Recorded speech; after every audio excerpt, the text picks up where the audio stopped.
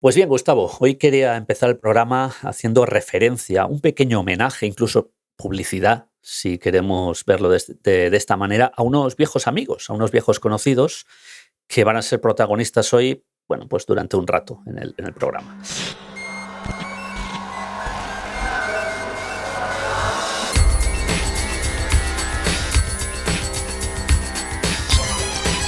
La cerveza que hoy traigo, sí, va de cervezas la cosa, es esta que ves aquí, BrewDog. BrewDog. Concretamente es la Lost Planet First Lager. Tienen varias, fabrican diferentes tipos de cerveza. Bueno, BrewDog. ¿Qué es BrewDog? BrewDog es una brewery escocesa localizada en una pequeña población en Elon, al norte de Aberdeen, en la parte norte de Escocia, pero esta gente es originaria de Glasgow. ¿Y por qué digo esto? Hace aproximadamente 12 años, yo vivía en el West End, en la parte oeste de la ciudad, en el flat que tenía allá.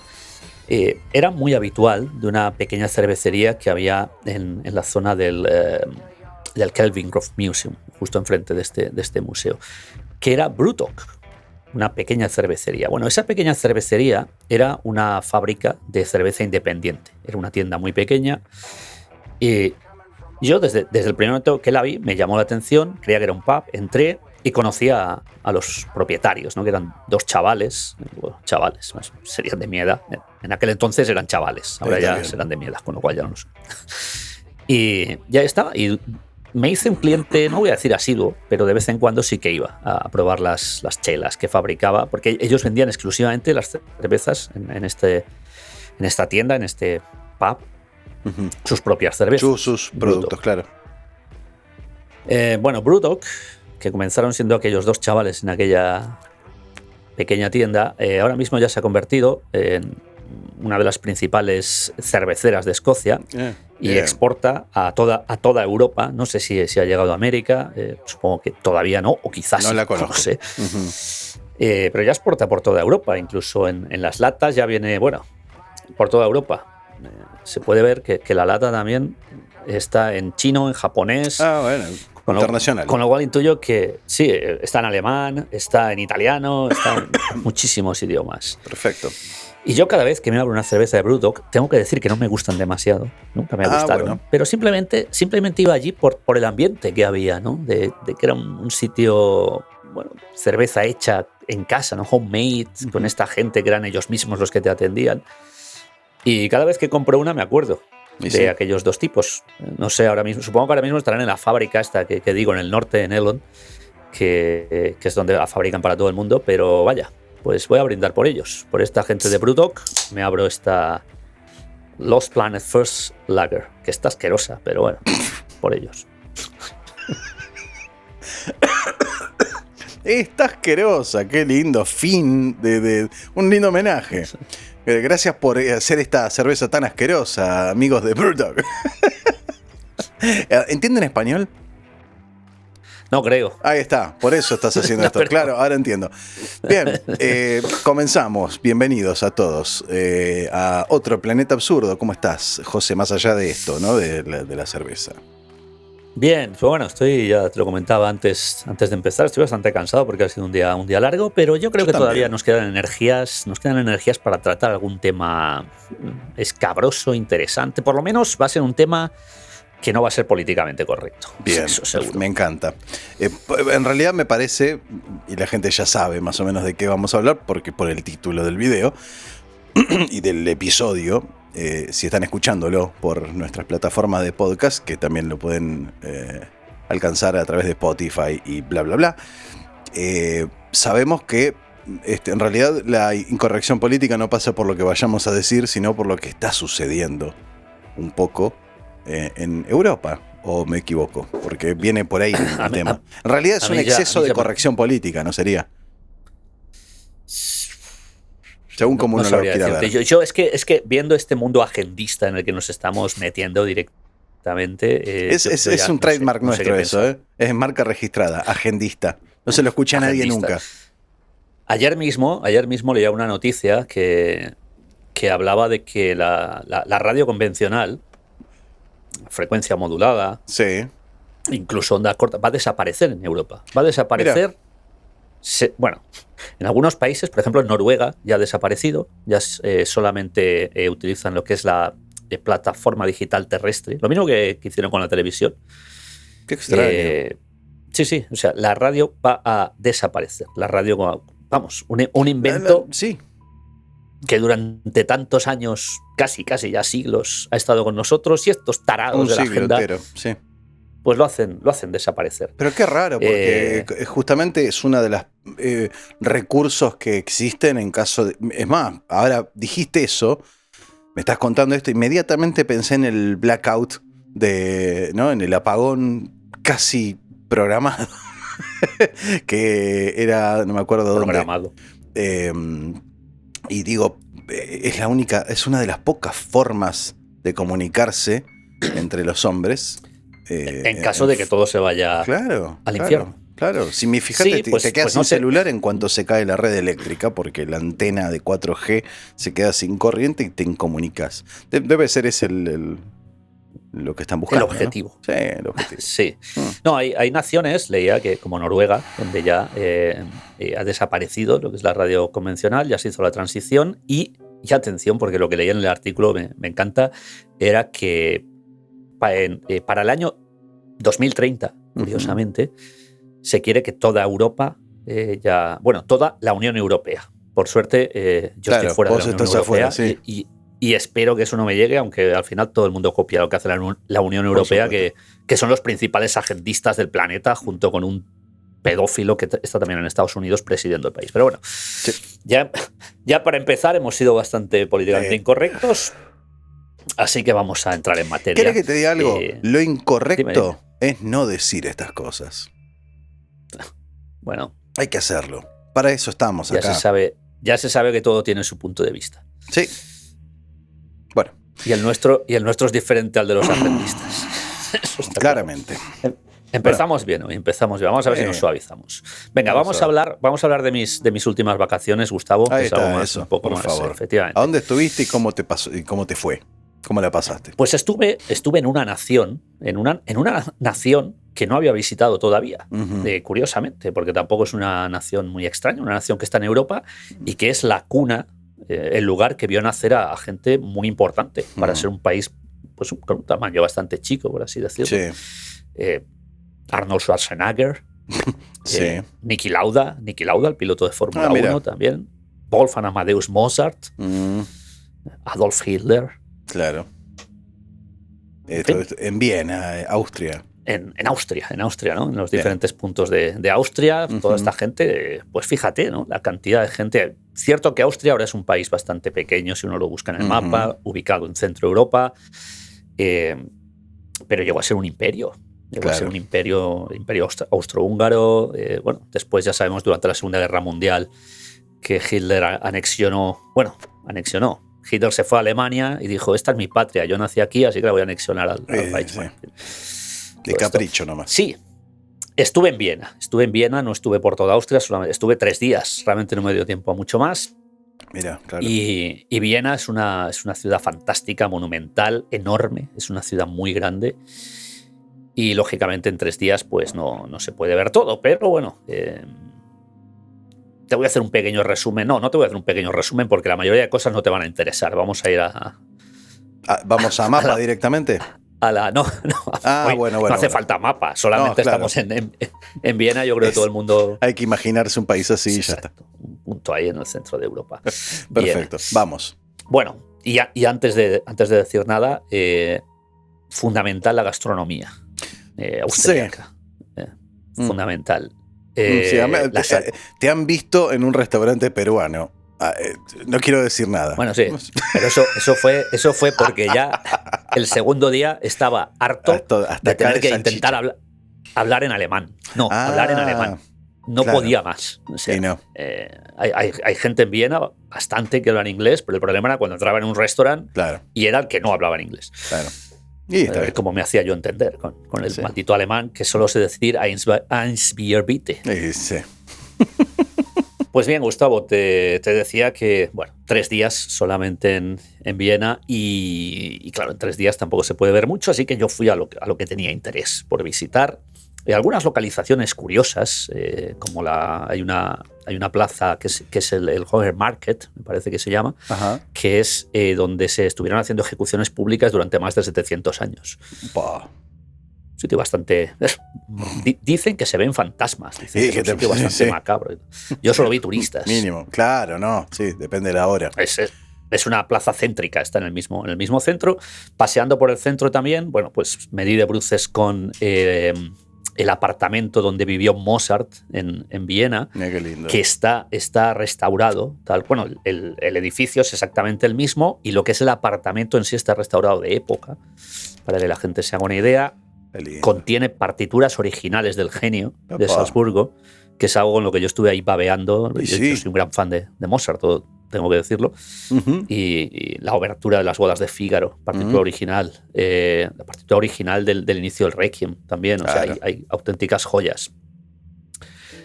Y bueno, finalmente uno de los puntos álgidos para mí, estando en Austria y sabiendo, como sabes, Gustavo, lo que me gusta la Segunda Guerra Mundial, Y claro.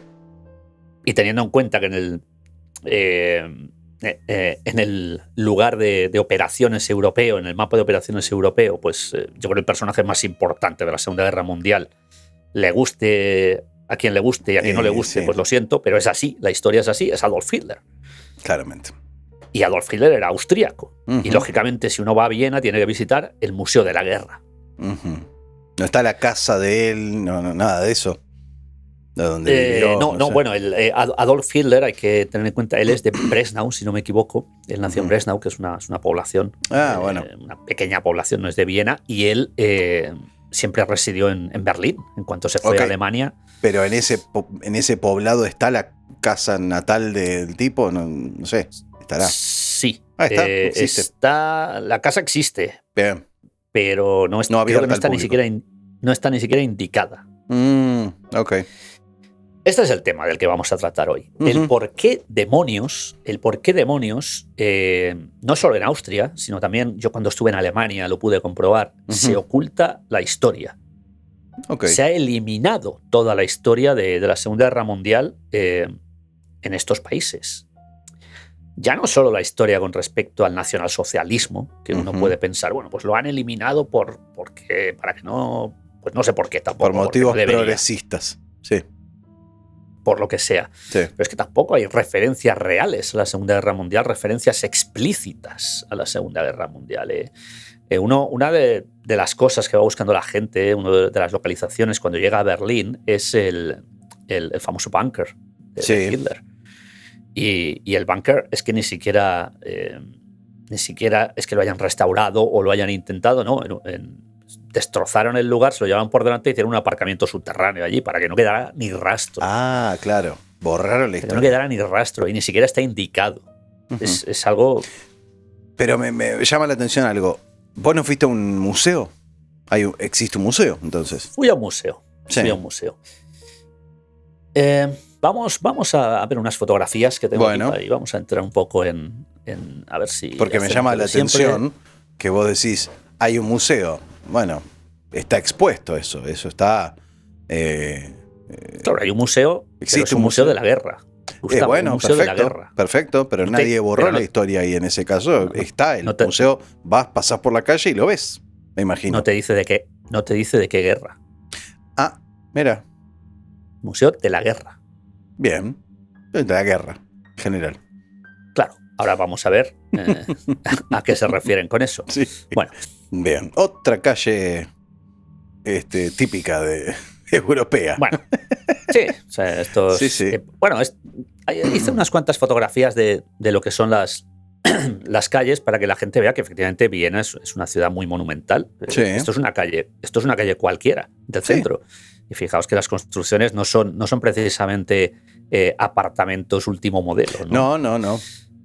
Habría que ver Efectivamente. si eso es pre o posguerra. Es preguerra. Preguerra. Todo el centro de la ciudad es preguerra. Perfecto. Viena fue severamente bombardeada, Sí, pero fue reconstruida. Ah. Y reconstruida al detalle. manteniendo la esencia, Bien. efectivamente. Así como hay otras ciudades alemanas. Si uno, por ejemplo, va a Hamburg, ciudad en la que estuve también, se dará cuenta de que es absolutamente toda moderna. Ok, Ahí sí que lo devastaron todo y no quedó nada. Ok. Quedó la quedó la torre de la Catedral de San Nicolai, que creo que es el único edificio que quedó en pie después del bombardeo de Hamburg. Ok. Y donde también me encontré con algo bastante curioso que luego haremos mención. Bien. Algo muy similar a lo que me encontré en Viena. Bueno, mira, esta precisamente es la plaza, un reloj antiguo. Sí. A ver, acércate un poquito al reloj. Hay un reloj muy similar. No. Hay un reloj muy similar en Londres, ¿no? Pero tiene como un mecanismo muy complicado adentro. No sé si sabes a qué me refiero. Ahora mismo en Londres no. Pero no esto es un reloj tradicional. Hay otra ciudad donde efectivamente vi. ¿En qué ciudad? Es que estuve en tantas ciudades que ya no recuerdo, sinceramente. Creo que fue en Praga, Ajá. que también hay un reloj similar. Bueno, este lugar, le tomé la foto, esta plaza en la que estoy, es el lugar que te decía antes, que estuvieron durante 700 años ejecutando aquí personas. Bien. Las ejecuciones públicas. Sí, una ciudad muy simpática. Como puedes ver, todo esto es el centro de la ciudad, como puedes ver, son todo edificios medianamente normales y son muy monumentales todos. Sí. Muy monumentales. Es como un casco antiguo, igual. Sí, pero un casco antiguo europeo, pero claro. Efectivamente, después de la guerra y teniendo en cuenta que Viena fue severamente bombardeada. Reconstruido, o sea, el estilo es preguerra, pero en realidad las edificaciones son posguerra, técnicamente hablando. Bueno, supongo que reconstruirían sobre lo que quedó, intentando aprovechar al máximo, claro. Seguramente. Bueno, aquí vemos. Este es uno de los lugares que visité más exquisitos, que es el Belvedere Palace, bueno, el Palacio Belvedere, y sus jardines. Claro. Los jardines del palacio, que no solo es esto es una parte de los jardines y luego hacia el otro lado, detrás de mí, claro, de la fotografía, sí. Hay otro tanto. Los jardines son espectaculares, estos jardines del Belvedere. Curiosamente, detrás del Belvedere se esconde el lugar al que yo iba, que era el Museo de la Guerra. Ajá. Pero, bueno, este es el Belvedere, el palacio, que esconde Entré también porque hay una galería de arte que tiene arte de más de 700 años. O sea, 7 siglos de arte austríaco están en este palacio. La entrada no es barata, por cierto. ¿Qué es no barata? ¿Cuánto? Pues, si no me equivoco, eran 18 euros. Sí. 18 euros. Sí, no llegaba a 20. Creo que eran 18. Sí, teniendo en cuenta que el Museo de la Guerra eran 5. Claro, sí. Y, hombre, también depende de lo que le interese a cada uno, pero a mí me interesaba más. Por supuesto. Sí. El Museo de la Guerra que... Pero esto es, me imagino que es un destino más cantado para el turista, ¿no? Para el turista, sí. Seguro. Lógicamente, hay que ver cómo aquí hay personas por todas partes. Sí. Y aquí, esto es el Museo de la Guerra, pues vemos a 3 personas, realmente. Claro, entiendo. El Museo de la Guerra, también conocido como el Arsenal, porque esto en su época, durante las guerras, siempre fue un arsenal. Claro. Es un edificio del ejército austríaco. Y este fue, pues básicamente, mi objetivo, ¿no? Mi objetivo, aparte del apartamento de Mozart, que ya comenté también, este fue mi objetivo para este viaje. Sí. Aquí vemos, cuando yo entré al museo, lo único que vi relacionado con el nacionalsocialismo fue una fotografía. Esta fotografía. Nada más. Que son los nazis tomando el arsenal. Sí, se ve que es el edificio del museo. Fíjate que es el mismo, efectivamente. Está distinto, pero sí, es el mismo. Sí, claramente. Ahí están. Bueno, pues esto es lo único que uno entra en el museo y ve. Acá abajo creo que pone el año, no sé exactamente el año, que es 1944. 44. Sí. Pues, en fin, los nazis ahí haciendo de las suyas. Claro. Y después, pues uno comienza a pasar por el museo y empieza a ver pues lo que hay en el museo, que es artilugios de la primera Guerra Mundial. Claro. Esto concretamente es un vehículo, es un automóvil que fue, bueno, supongo que la mayoría de gente sabrá cómo comenzó la Primera Guerra Mundial, que fue con el asesinato del archiduque, o del que iba a ser el heredero al trono del Imperio Austrohúngaro en aquel entonces, que iba, curiosamente, en este automóvil, en este mismo automóvil. Este mismo, bien. Ese no es una réplica, es el aquí automóvil. Murió el... La verdad, ahí es muy curioso porque toda esta habitación donde está el automóvil se explica cómo comenzó la guerra. Esto sucedió en Sarajevo, Sí. que es actualmente Bosnia-Herzegovina. En la ciudad de Sarajevo sucedió. Se explica, es bastante curioso que se explica que fue algo muy similar a lo que le sucedió a un asesinato también en un automóvil muchos años después, que fue el de John Fitzgerald Kennedy. Sí. Y se explica que fue algo muy similar, porque hubo un cambio de recorrido también, que debió de haberse hecho, que no se hizo, parece ser que le estaban esperando, en fin. ¿Le tiró su propio cochero? No. No, está bien. Aquí parece que está probado que no, pero quién sabe. Está bien. Porque hay mucha de conspiración en el. Y aparte en no hay asesinato. Registros fílmicos, desde luego. Hay fotográficos, fílmicos no creo. Claro. Fotográficos hay muchísimos. Estamos hablando del año 1914. Claro. Ya existía la fotografía. Sí, la fotografía sí, pero no creo que haya estado alguien filmando en ese momento. Bueno, existía el cine también, pero vamos, no creo. Sí. Efectivamente. No era accesible a todo el mundo una cámara. Claro. Efectivamente.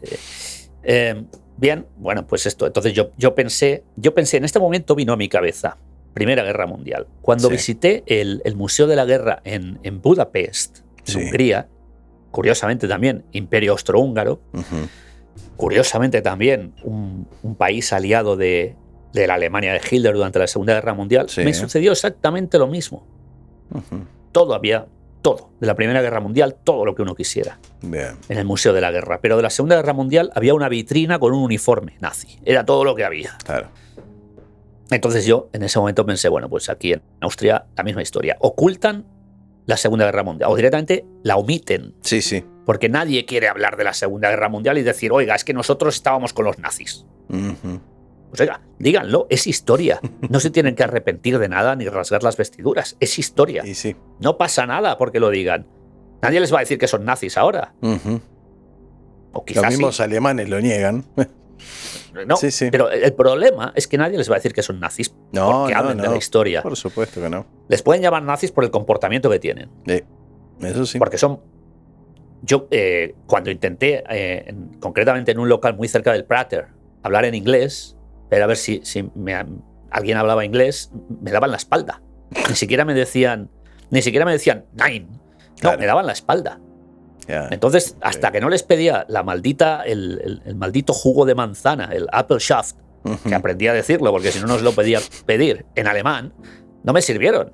No me iba a decir Apple juice, que es prácticamente lo mismo. Sí. Pues no, Appelschaft. Entonces sí, entonces me lo sirvieron. Come on, hombre. Ay, Dios. Bueno. Bien. Primera Guerra Mundial. Mucha Primera Guerra Mundial. Sí. Yo son ruedas me hago de la idea, bicicleta eso. Claro, yo me hago la idea del que fuera en este aeroplano. Yo voy, pero con la escupidera. Qué increíble. El hombre debía tener unas pelotas bien puestas. Tremendo. Y esto en mitad de una guerra, con cañones, con mosquetes, con todo por ahí. Bueno, mosquetes no, aquí ya había fusiles de verdad. Sí. Mi moto debe ser más potente que esto. Sin duda. Sí. Qué increíble, pero qué maravilla, ¿eh? Qué maravilla. Realmente. En fin, lo dicho, mucha historia de la Primera Guerra Mundial. Este es el edificio por dentro, es un edificio precioso el Arsenal, ¿eh? Sí. El museo este es espectacular. E incluso, ya no solo tienen de la Primera Guerra Mundial, sino es que tienen de todas las guerras. Esto es la planta de arriba, cuando uno sube, tienen todas las guerras en las que ha estado Austria. Claro. Esto es muy anterior, un siglo anterior. Siglo XIX, siglo XVIII, siglo XVII. Esto es un cañón que debe ser de las guerras napoleónicas, por lo menos. Sí. Entonces, ¿qué sucedió? Yo vi la planta baja, donde estaba todo lo de la Primera Guerra Mundial. La verdad es que la exposición de la Primera Guerra Mundial estuve una hora, era espectacular. Y yo no soy un aficionado a la Primera Guerra Mundial, pero aún así me sorprendí. Y después en la segunda planta estaban pues todas las guerras anteriores. Bueno, tenían armaduras, tenían desde el periodo medieval, desde el periodo medieval, todas las guerras.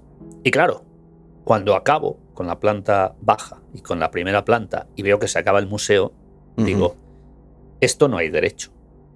Claro. Porque se habla de la guerra y se ha omitido intencionadamente la Segunda Guerra Mundial. Claro, que no haya nada de la Segunda Guerra Mundial en el museo. Te iba a preguntar, porque tal vez el nombre del museo fuera el Museo de la Gran Guerra, en vez de la guerra. Entonces, la Gran Guerra es la Primera Guerra Mundial. Pero no, evidentemente, si se fueron tan atrás, ¿por qué no se podían ir unos años más adelante? Claro. Era una cuestión de omitir. Era lógico, sí. Claro, yo acabé muy decepcionado y lo que hice, bueno, me fui directamente a la cafetería del museo a ver si me podía hacer una cerveza, porque estaba realmente malhumorado. Y buscando un abogado, no sé, algo. Qué increíble, ¿no? Sí, muy obvio, ¿no? Y te iba a comentar porque en Alemania, yo cuando estuve en Lübeck y en Hamburg. Lübeck es una ciudad muy curiosa porque era una ciudad que estaba contra el Reich, contra Adolf Hitler. A pesar de que estaba dentro de Alemania, toda la ciudad estaba en contra. De hecho, era un puerto franco de la Cruz Roja. Y bueno, en Lübeck sí que podías ver no museos, pero sí que había localizaciones que relataban esto. Pero yo creo que lo hacían precisamente por eso, porque la ciudad estaba orgullosa de que había estado contra. Claro. Sin embargo, en Hamburg, que era uno de los centros neurálgicos de Alemania en aquella época, no había absolutamente nada. Y yo, mira que fui buscando hasta que llegué a la torre de la Catedral de San Nicolás, que es, te lo decía antes, la única torre que sobrevivió a los bombardeos aliados de la Segunda Guerra Mundial, una torre inmensa. Se puede subir con un ascensor hasta arriba y allí hay unas fotografías de los bombardeos y dices, bueno, vale, 5 fotografías de los bombardeos, es lo único que voy a ver en todo Hamburg de la Segunda Guerra Mundial. Una ciudad en la que, por cierto, hay un museo dedicado a The Beatles, están todos los locales donde... Sí. O sea, que información no falta, señores. Lo que falta es voluntad.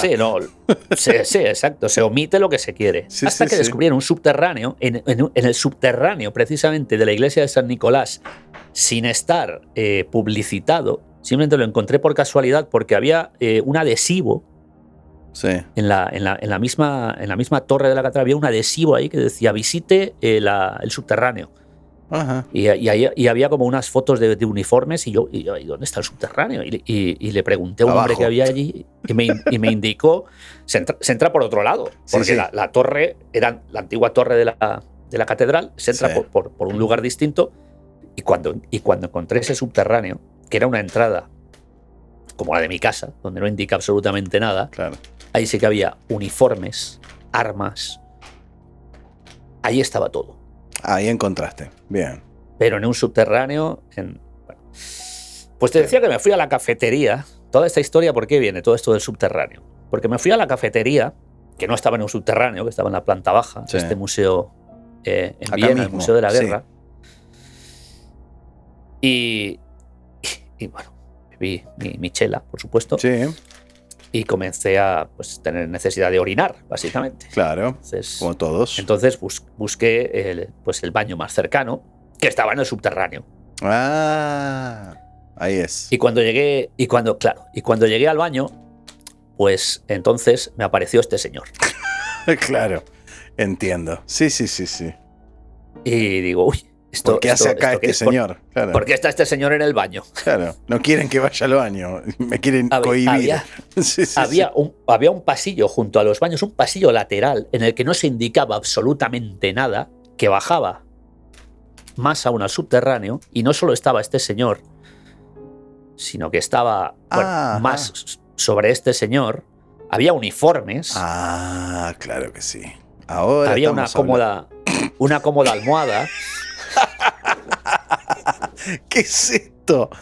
Esto lo tejió una señora, no, lo bordó una señora grandota, rubia, con nietos. La señora Hagenmeyer, supongo. Dios mío, mira vos, qué particular. Y el pasillo se fue ensanchando, y bueno, comenzamos a ver todo tipo de representaciones, uniformes de toda índole. Eso es de verdad. Perdón, volví al anterior. Eso es de verdad, ¿no? Sí, claro. Esto es original. Es una guerrera original, sí. Qué grave, qué... Y Impactante. vehículos. Este es un vehículo de la guerra en el desierto. Eso entra una sola persona ahí. Es pequeño. Esto es un poco más grande de lo que es que la fotografía, la verdad es que... Bueno, se ve un jeep al lado. Sí, no, es el tamaño de un auto chico. Es del tamaño de un jeep aproximadamente. Sí. Acá tenemos otro vehículo oruga. Esto, perdón, abajo, subterráneo. Esto en el subterráneo y absolutamente sin ninguna indicación. ¿Cómo lo metieron eso ahí? Bueno, supongo que tendrá otra entrada.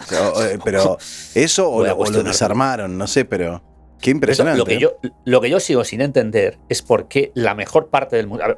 La parte de la Primera Guerra Mundial es fantástica. Sí, claro. Para la persona que le interesa la Segunda Guerra Mundial, esto es muy fuerte.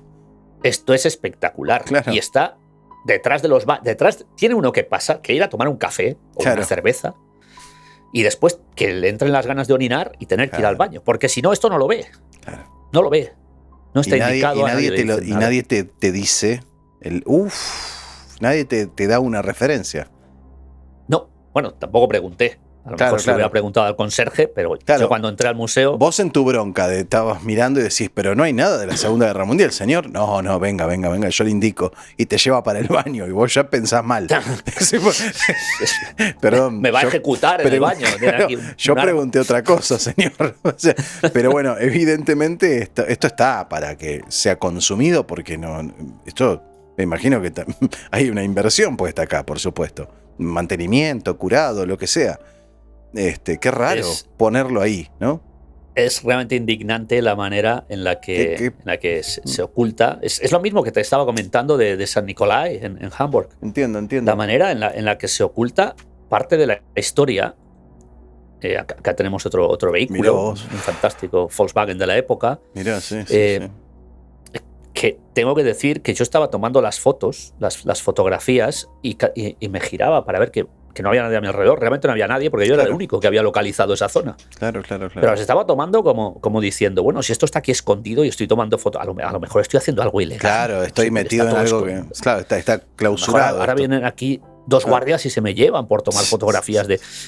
Había un busto en bronce de Adolf Hitler. Creo que no tengo ninguna fotografía acá en la selección. Pero efectivamente, acá se acaba. Esto es la fantástica noria de El Prater, que es la noria más antigua de Europa. Vos. Sí, claro. Y bueno, la puse acá para que se vea que era la última fotografía. Sí. Volví a la anterior. Arriba del pequeño auto ¿no? Del Volkswagen. ¿Hay una rueda? ¿Hay un avión colgando ahí arriba tuyo? Sí. ¿No tenés foto de eso? Le hice una foto, pero salió muy borrosa. Y ahora te voy a explicar justamente por lo que te estaba diciendo. Que apareció un guardia Porque en ese momento entraron dos personas. Ajá. Y yo hice la foto y salió un tanto borrosa. Pero sí, había un avión también colgando ahí. La Segunda Guerra Mundial. Qué increíble. Sí, un avión alemán. Qué increíble. Así que... Pues esto es toda la maravilla que tenemos. Qué bárbaro. Así que sí, es... como decíamos al principio, un exceso de corrección política, se podría decir. Es tapar la historia con una mano. Yo, Gustavo, ahora quiero que me des tu opinión. La pregunta es, ¿por qué crees tú que se oculta esto? Porque te voy a decir una cosa, antes de que me des tu respuesta. Yo creo que cuando se oculta la historia, cuando se oculta o se omite, lo más fácil es que se vuelva a repetir. Porque bueno, no aprenderemos nunca. Así que ahora dime tú, ¿por qué crees que se oculta? Podemos caer en el pensamiento conspiranoico y pensar que hay una mano negra que lo que desea es que vos no aprendas este tipo de cosas y que no te instruyas sobre estas temáticas para venderte de nuevo el mismo conflicto y que reiteres. Puede ser. Es rebuscado. Mi pregunta acá me surge una pregunta muy concreta. ¿Desde hace cuánto existe esta muestra? ¿Y desde hace cuánto existe ahí abajo esa muestra? Yo sería una de las primeras cosas que se me ocurrirían preguntar ahí, in situ. Es decir, ¿hace cuánto que existe esta muestra? ¿Y por qué está acá abajo? Y si me dicen que estaba arriba, y expandieron el museo. Y eso no les quedó otra que ponerlo en a nivel underground, por debajo de la planta baja, y quitar toda referencia. Y me dicen que sucedió en los últimos 5 o 10 años, y me da a pensar que responde a una... Yo creo que no. Yo tampoco creo. No lo creo, no. No, porque yo cuando estuve, lo que te estaba comentando de Alemania, yo estuve en Alemania en el año 2010. 2010 ya estaba completamente borrado. Imposible encontrar nada. Claro. Sí. Bueno. Intuyo que en Austria habrá sido lo mismo. Es cierto. Lo mismo es y cierto por los mismos motivos. Lo que me comentabas antes de la casa de nacimiento de Adolf Hitler en su población natal, esto sí que sé que sea... Porque antes sí que estaba abierta. Esto sí que sé que ha sido en los últimos años. Bueno, no sé decirte en qué últimos años, pero en la última década seguramente. Es cuando se protestó y se eliminó básicamente la posibilidad de visitarla o de anunciarla incluso. ¿Vos no tenés la misma sensación que yo de que la idea de una dictadura sigue estando de moda? Porque si vos borrás referencias... No tenemos más que ver el auge de los populismos en los últimos tiempos. Exacto. Si vos pensás que hay una mala intención en no educar a la población en estos temas, por este mismo motivo que decíamos, la famosa frase que dice: quien no conoce la historia está condenado a repetirla, y hay un agregado que se hizo a posteriori que dice: y el que sí la conoce pasa su vida, perpetúa su vida vengándola. Pero de alguna manera es importante el dato, fundamental.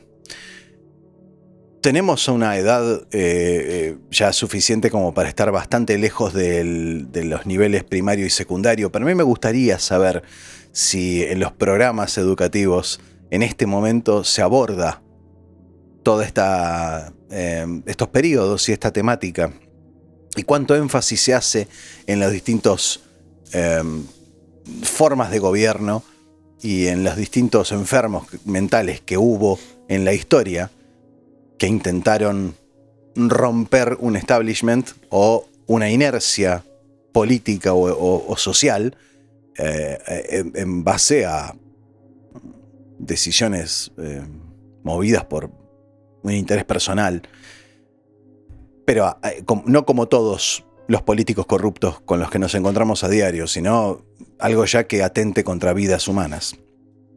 Algo que amerite una aparición en un libro de historia, desde luego. No sé qué decirte. La respuesta que te voy a dar, Gustavo, es obvia. En los sistemas educativos del mundo occidental son una mierda. Dicho científicamente, sí. No hay que decir más. Claro. Habría que... Habría que analizar eso. Han ido a peor desde que yo tengo uso de razón, y yo creo que desde incluso antes, por lo que tengo entendido, han ido cada vez mucho a peor. Es como si se quiera hacer que los seres humanos cada día sean más imbéciles. Sí, claro. Que no solamente es a través del sistema educativo, se está haciendo a través de muchísimas otras cosas, como redes sociales, medios de comunicación, etc. Alimentación. Políticas de cualquier índole. Visto este tema, habiendo palpado tu sensación correcta, que comparto, de que esto está escondido, sin escalas, habría que preguntarle al responsable de estas muestras, de estos... aparte, hay algo que es ilógico. Porque no se omite directamente. Exacto. Sí es. Exacto. ¿Para qué está ahí?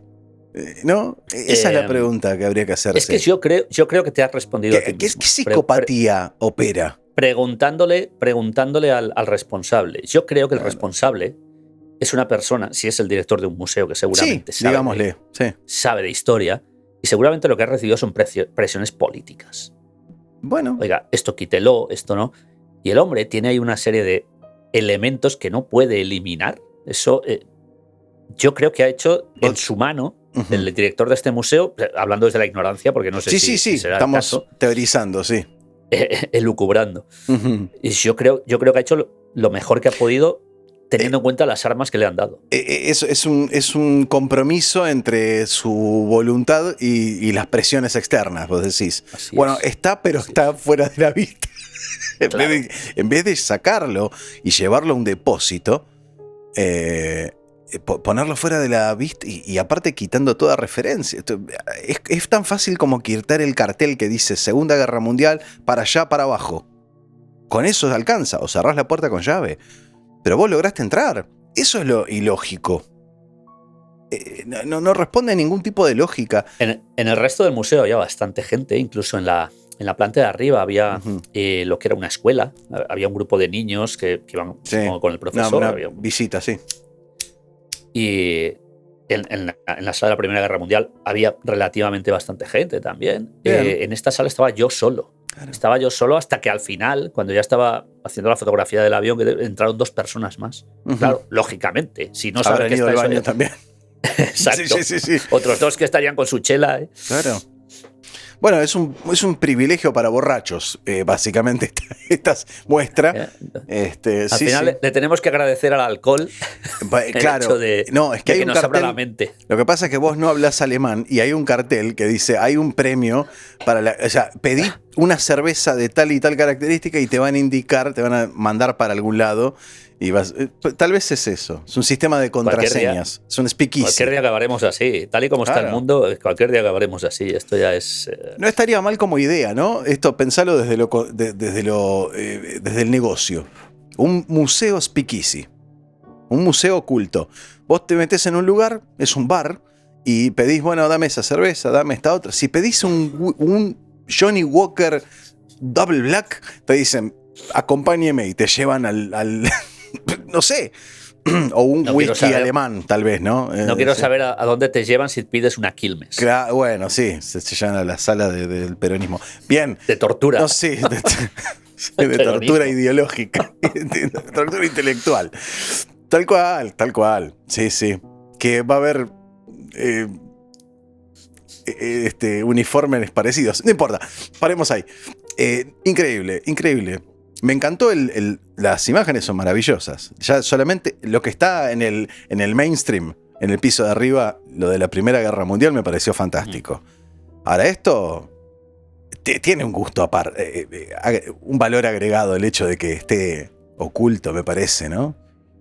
Ya tu sensación de estar parado en un lugar que tenías la sensación de que no era correcto que estuvieras ahí, creo que también sumaba a la experiencia, ¿no?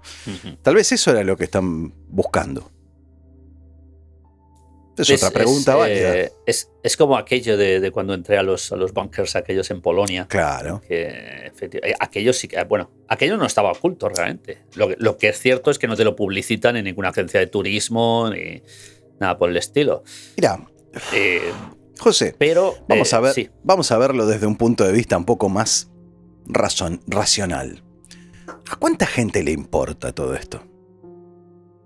Realmente. Pone un cartel que diga bunker acá, flecha. Es evidente que al señor que está todo el día sentado en su salón viendo fútbol, pues no le interese. Bueno, ya de por sí, los museos tienen escasa concurrencia en general contra cualquier otro punto de interés turístico, claro, si se quiere. Puede resultar que vas a Viena y dices, pues voy a ver el Belvedere, porque el Belvedere tiene obras de arte, claro, al final por eso te cobran más. De la guerra. Claro, no vas a ver el Museo de la Guerra y si lo vas a ver, pues a lo mejor no te interesa ver la cara de Adolf Hitler allí. Y no, probablemente.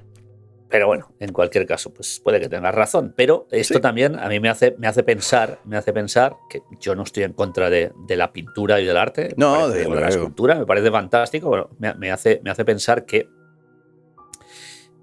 si uno no se preocupa de lo que son las guerras, de lo que han sido las guerras, que es lo que realmente ha modelado el planeta que tenemos hoy en día y el modo de vida que tenemos hoy en día, si a uno no le interesa y no se preocupa por las guerras, pues seguramente, como decías, se volverán a repetir y volverá a suceder exactamente lo mismo. Por eso, yo creo que hay muchas formas de ver esto, el porqué de que esté oculto. Esto está oculto. A ver, basta, esto está oculto. La pregunta es ¿por qué? ¿Por un interés ideológico, si se quiere? ¿O por falta de interés general de la población de consumir este tipo de información? Puede pasar. Y lamentablemente es así. Lamentablemente es así. Las consecuencias se ven a la simple vista. Se ven en la sociedad. Por eso, desde aquí vamos a hacer un llamamiento a que la gente vaya a buscar todos los museos de la guerra que haya en todas las ciudades. Así no los eliminarán. Porque claro, si empezamos a dejar de ir a los museos de la guerra, al final no habrá ninguno. Deja de ser negocio mantener todo eso. Correcto. Y va a la basura. Por supuesto. Eso es. Sí. Me acordé, no sé por qué, me vino a la mente en 1984 el Ministerio de la Verdad, todo eso. No sé por qué. El pincho. Sí, todo parte de lo mismo. Agenda. Bueno, que pongan un museo de la música porque ahora vamos a la siguiente sección, Gustavo. El disco de la semana. Vamos por ahí. Muy bien, disco de la semana. No me escucho bien. Disco de la semana. ¿Quién empieza? Hoy le toca a Gustavo, okay, me acuerdo. Empezamos. Yo no traje un disco. Traje 3. Ya se está... No. Sí. Gustavo es un rebelde y siempre quiere hacer algo especial para... Vamos a ver. Yo me voy a poner acá como me pongo siempre, un poco más de costado para poder aquí poner... ¿Sabes qué? Recién cuando hablabas de los puntos, estábamos hablando concretamente de los puntos turísticos, ¿no? Las cosas importantes que uno tiene que ir a atender cada vez que viaja a algún lado. Que muchas veces es el motivo por el cual uno viaja. Tal vez. ¿Por qué no? Y entonces estaba pensando, ¿no? Vos dijiste, me gusta el arte, me gusta, la historia, desde luego. Y yo cuando, en un viaje a New York, vos sabés que entré a pocos de esos lugares. Pocos, no digo a ninguno, pero a pocos. ¿Pero por qué? Porque a mí me interesaba otra cosa de esa ciudad. A mí me interesaba desde lo artístico. Entonces visité lugares como el B.B. King's Club, por ejemplo. Visité lugares, sí, el Dakota, ya hemos hablado de esto en programas anteriores, por nuestro interés común de la vida de Lennon, que vivió ahí y que aún vive su mujer. Y uno de los... Ya no. Y uno de los... Ya sabía yo que iba a aparecer por aquí nuestra siempre amiga aparece. Yoko, siempre ¿no? aparece. Ojalá que no aparezca más. Y la cuestión es que uno de los lugares que a mí me interesaba visitar era un estudio de grabación, de producción musical. Y concretamente estoy hablando de Hendrix, de Jimi Hendrix, uno de mis héroes particulares, personales. ¿Y por qué toda esta obsesión? Porque hace muchos años yo tengo este álbum. Woodstock. Que es una recopilación de los mejores momentos registrados en el famoso evento que se realizó en el año 69. Son 3 discos, como podés ver. Es un centerfold, es un tríptico. No, esto no es la definición de tríptico, pero son 3 álbumes. No lo abro porque se me está desarmando, pero sí te voy a mostrar dentro la lista de temas. Esto es una edición argentina, pero muy rara. Yo no conozco mucha gente que tenga esto. Es una edición del año 74. A ver si podemos ver. No es muy difícil sostener esto. Ahí está la lista de temas, todos los artistas, referencias. Hay bastante texto. Fotos del... Vos fíjate la cantidad de gente que estamos hablando, ¿no? Pues pasó a la historia esto por este motivo, entre otras cosas. Mira esto. Increíble. Y bueno, estas escenas que se daban habitualmente en estos 3 días, gente que se daba chapuzones en las lagunas lindantes al lugar. De hecho, hubo uno o dos nacimientos, mujeres embarazadas que dieron a luz dentro del festival.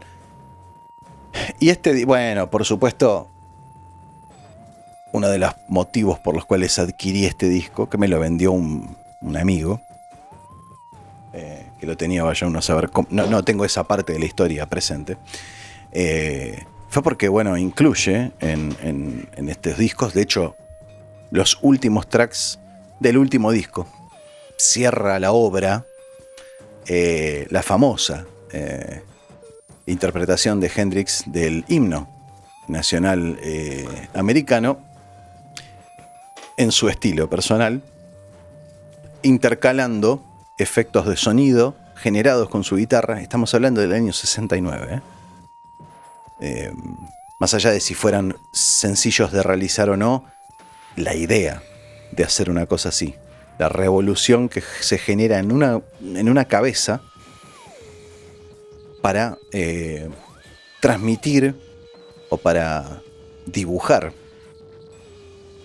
o aportar la banda de sonido de una época, intercalando, decía en el himno, efectos de sonido generados con su guitarra exclusivamente, imitando las bombas de la guerra de Vietnam. Al día de hoy, a mí personalmente me pone la piel de gallina todavía escuchar eso. No sé si por una cuestión ideológica, es más una cuestión de por respeto a mi héroe de la guitarra, pero entiendo el significado. Es uno de los motivos por los cuales adquirí el disco, decía, y tantos otros más. Y recientemente me encontré redescubriendo el disco. Había pasajes, son 3 discos, son 6 lados, y tal vez no todos los estilos que se ejecutaron en ese festival, en ese evento, son de mi interés. Tal vez, no sé, creo que entre Hendrix, esta ejecución y la parte donde está reflejada, registrada la ejecución de The Who, de la canción principal, una de las principales más importantes de la obra de Tommy, creo que son las más escuchadas. Y recientemente me dio por aventurarme a escucharlo entero, y la verdad es que es un disco maravilloso. Es un documento. Se pudo generar este registro, realmente fue todo un avance tecnológico. O sea, se metieron en una que realmente, a Dios gracias, salió bien. Se pudo registrar en forma idónea, aceptable. Horas enteras, imagínate 3 días enteros de bandas tocando.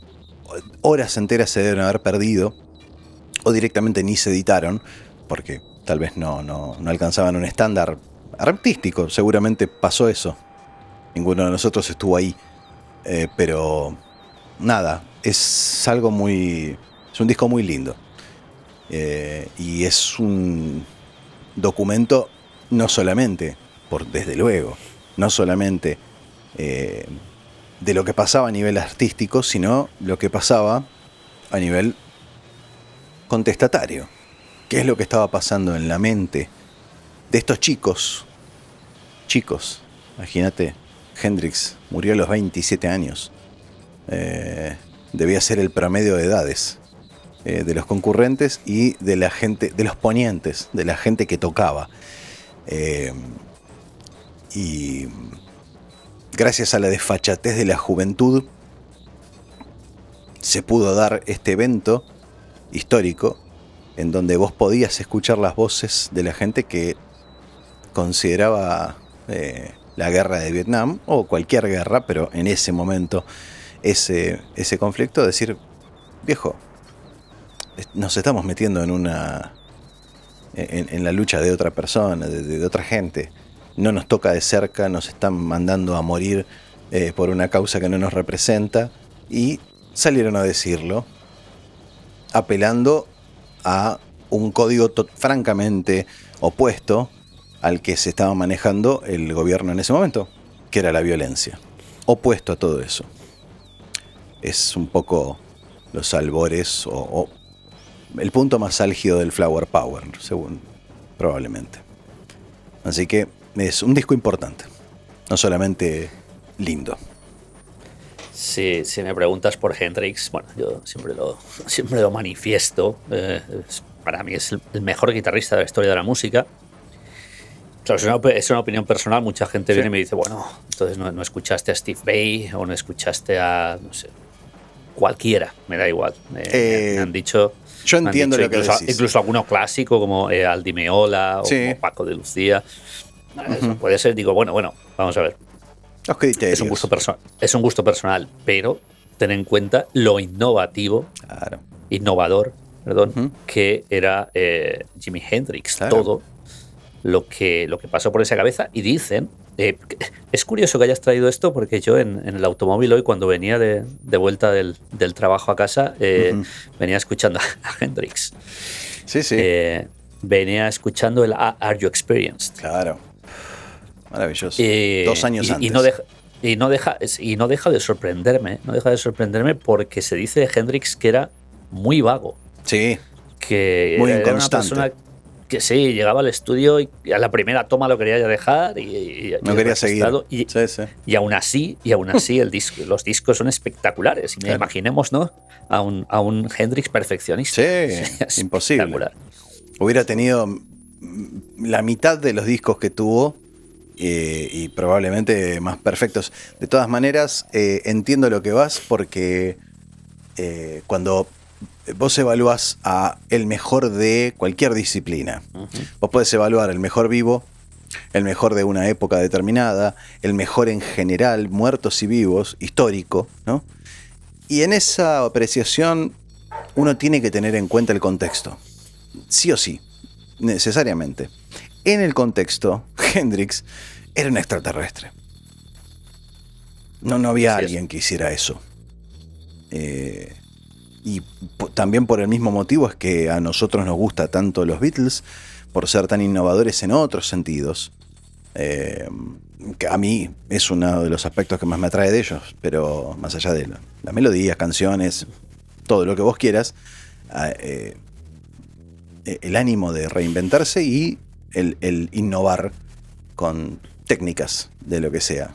Al fin y al cabo, una vez un profesor de producción musical me dijo una vez, que estoy muy de acuerdo, me dijo, la producción musical se basa en la premisa de hacerle escuchar al idiota que está escuchando, hacerle creer que está escuchando algo distinto y nuevo e innovador cuando está escuchando la misma bosta. Estoy de acuerdo. Bueno, esta gente reinventó todo y hay que tenerlo en cuenta. Bien, ¿qué tenemos hoy, José? De ese pues lado. Yo te voy a traer un disco charco. triste. Te voy a traer un disco triste, sí. Bueno. Un disco triste. Mira, decía Bruce Springsteen, no te traigo un disco de Bruce Springsteen, Bien. pero lo voy a citar al boss. Decía, creo que fue después de su primer gran éxito, que fue el Born to Run, Sí. le preguntaron, bueno, ¿usted cómo se definiría? ¿Cómo definiría su música? Y él dice, hombre, a mí lo que me gustaría, que no quiere decir que siempre lo haga, es escribir los textos de Dylan, sonar como las producciones de Phil Spector y cantar con la voz de Roy Orbison. Dice, más o menos es lo que intentaba hacer en Born to Run. El único problema es que nadie canta como Roy Orbison. Y aquí tenemos al gran O, The Big O, Roy Orbison. Digo que es un disco triste porque... Era un hombre triste. Bueno, sí. Vamos a ver, Roy Orbison tuvo una vida que era para estar triste, desde luego. Tenía razón. Tuvo una vida en la que le sucedía absolutamente de todo. No sé si... No vamos a entrar en ello, que quiera que lo busque, pero bueno, un hombre que a lo largo de las décadas acabó realmente amargado. Entre muertes de gente cercana, etcétera, etcétera. Bueno, como a muchos que mencionaste hoy. hay que decir. Sí. También, es cierto. Bueno, Mystery Girl es Mystery Girl. el disco que tenemos aquí, que es del año 1989. Y disco que digo que es un disco triste porque es un disco póstumo. Claro. No es que... ¿Cuándo muere él? Él muere a finales del 88, si no me equivoco. Principios del 89. Bien. Del 88. Claro, lo curioso de este disco, digo que es un disco póstumo, no quiere decir que sea... Agarramos todas las tomas de Roy Orbison y claro. hacemos ahí un... Estaría como han hecho con trabajándolo. otros artistas. Este disco estaba acabado. Claro. Estaba acabado. De hecho, la primera canción, la más famosa de este disco, que es You Got It, Roy Orbison la sale interpretando en muchísimos vídeos promocionales. Realmente ya estaba el disco acabado y estaba en fase de promoción.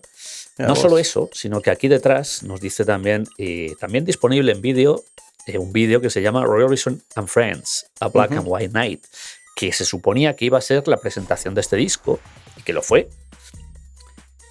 Pues bien, poco antes de que el disco saliera editado, paro cardíaco, y Roy Orbison murió muy joven, creo que tenía 52 o 54 años. Roy Orbison desapareció, insisto, semanas antes o días antes de que el disco, que ya estaba finalizado, saliera. Lógicamente, se convirtió en el disco más vendido de Roy Orbison hasta la fecha. Probablemente, sí. Bueno, hasta la fecha y después. Este Mystery Girl. Musicalmente hablando, después de todo el tema triste, bueno, musicalmente hablando, acá está, por cierto, el setlist. Sí, no se ve que, nada. bueno, lo voy a efectivamente. Sí. Es que también han puesto un color para el setlist. Sí, ¿no? Un poco contraste. Lo bonita que es la portada en blanco y negro. Y esto está como en un azul asqueroso. Celeste feo, sí. Sí, muy feo. Muy poco feo. contrastado. Bueno, pues los que sepan de la carrera musical de Roy Orbison y de música en general, cuando hemos dicho año 88, año 89, hemos mencionado estos años, Sí. les ha podido venir a la cabeza una super banda que había por aquella época, que eran los Traveling Wilburys. Ajá. Los Traveling Wilburys era una banda que duró 2 años y que componían 5 supermúsicos. George Harrison, Jeff Lynne, Claro. Tom Petty, Bob Dylan y el propio Roy Orbison. Claro, si el primer disco de los Traveling Wilburys es del 88 y este disco, insisto, es del 89. ¿Qué se puede uno encontrar en este disco? Pues a los Traveling Wilburys. Claro. Porque en este disco, salvo Bob Dylan, todos los demás aparecen. Jeff Lynne produce 3 canciones y escribe algunas también. George Harrison toca la guitarra en una canción. Tom Petty también aparece en algunas. En fin, el sonido es totalmente Traveling Wilburys, más trabajado, lógicamente, porque es un disco ya con muy buena producción. Y las canciones, lo comentaba antes. You Got It es el tema estrella, que no conoce. You Got It de Roy Orbison. Por supuesto. Pero hay otras joyas, como A Love So Beautiful, que es la canción en la que toca George Harrison también, y que creo que sale en alguna banda sonora de estas de canciones de películas románticas. Love So Beautiful es un tema muy romántico, con la voz de Orbison, la típica voz de Orbison. Sí. California Blue, que también fue single, eso es otro gran tema. Hay una canción muy interesante que a mí me gusta mucho y que de hecho la interpreto en directo muchas veces, que es She's a Mystery to Me. La canción podemos decir que da título al disco. Daría Mystery título, Girl, claro, exacto. que es una canción escrita, iba a decir, es una canción de U2, de la banda U2, pero no es cierto, porque no es de ellos. La escribieron a propósito Bono y The Edge para este disco. Ah, mira vos. Y para Roy Orbison. Mira vos. Es una muy buena canción, mejor que cualquier canción de YouTube, sinceramente. Así que Bono y The Edge escribieron una canción para Roy Orbison. Así es. Mira vos, no sabía eso. Y bueno, y tenemos también una canción que me encanta. No es de las más famosas, pero me parece un auténtico temazo, que es Windsurfer. Windsurfer, que creo que lleva coros de Jeff Lynne y Tom Petty, me parece. ¿No? Bueno, en fin, una más. Aquí tenemos es muy interesante, están todas las letras en esta ocasión y hay fotos interesantes, ¿no? de la última época de Orbison ya. Yo creo que le hacen las fotos en blanco y negro para que no se vea lo demacrado ya que está. Debe ser, sí. Aquí aparece nuevamente. En fin. Triste. Sí. Mystery Girl de Roy Orbison. Es el disco mortuorio de Roy Orbison. Por así decirlo. Póstumo. Pero bueno. Póstumo. Bien. Sí, hombre, es que como lo de póstumo ya se utiliza tantas veces. Sí, pues vamos está a bien. hacerlo. Mortuorio. Disco mortuorio. Con lo feo que En suena. fin, Gustavo. Hasta aquí llegó el disco de la semana, de esta semana. Hasta aquí llegó el episodio. Hay gente que siempre llega hasta el final. Algunos. Un saludo a Cheshire, que siempre Sí. dice la palabra clave. Sí. La palabra clave de hoy es salchicha. Claro. Sí, sí. O restaurante Está hablando peruano. Cualquiera. Hemos estado hablando de Viena. Vamos a ver, Sí. lo del restaurante peruano está bien. Sí. Al final, las dos No sé si últimas está noches bien. acabé en el restaurante peruano porque no quería ya hablar más alemán. Sí, También sí. es cierto que los 2 días anteriores comí tantas salchichas Sí, claro. que ya se me estaba poniendo cara de Hitler.